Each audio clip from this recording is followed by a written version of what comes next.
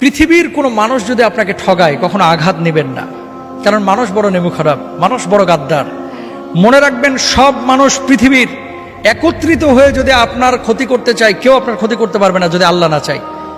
মানুষ মানুষকে ঠগাইতে পারে, সন্তান বাবাকে ঠগাইতে পারে, বাবা সন্তানকে ঠগাইতে পারে, স্বামী তার স্ত্রীকে ঠগাইতে পারে। আল্লাহ কখনো তার বান্দাকে ঠগান না, কখনো না। আল্লাহ কখনো তার বান্দাকে ঠগান না। বরং ডাকার মতো যদি ডাকেন, আল্লাহকে বলার মতো যদি বলেন, সে আল্লাহ সুবহানাহু ওয়া তাআলা আপনার ডাকে সাড়া দেবেন। আপনি মনে করছেন যে এত ডাকলাম আল্লাহ তো সাড়া দিচ্ছে না, কে বলছে দেয় নাই? কিছু কিছু সময় এটা আপনি বুঝতেছেন ভুল। একটা সময় ধরেন, আপনি যখন আপনার বয়স 7 বছর 8 বছর ছিল, 5টা টাকা পাইলে মনে করতেন লাইফের এটাই সবচেয়ে সুখের মুহূর্ত, কারণ 5 টাকা দিয়ে এখন একটা আইসক্রিম কিনে খাবো। কিন্তু ওই সময় যদি 5 কোটি টাকা আপনারা দেওয়া হতো, 5 কোটি টাকার ভর আপনি সামলাইতে পারতেন না।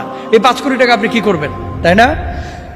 আপনি কখন কোনটা আপনার জন্য প্রয়োজন এবং কোনটা কখন আপনাকে দিলে আপনি এটাকে যথাযথভাবে কাজে লাগাইতে পারবেন, এটা আপনিও জানেন না, আমিও জানি না। জানেন কে? আল্লাহ সুবহানাহু ওয়া তাআলা। সুতরাং আল্লাহকে ডাকেন, আল্লাহর সাথে বোঝাপড়া করেন। শুধু রিজকের পেছনে না ছুটে রিজকের মালিকের পেছনে ছুটেন। পৃথিবীতে কে কষ্ট দিল, কে আপনার তিরস্কার করলো, কে আপনাকে হিংসা করলো, কে অহংকার করলো, কে পেছন থেকে টেনে ধরলো, গণার টাইম নাই, দেখার টাইম নাই। আমার বোঝাপড়া হবে আল্লাহর সাথে। আল্লাহ যদি আমার প্রতি খুশি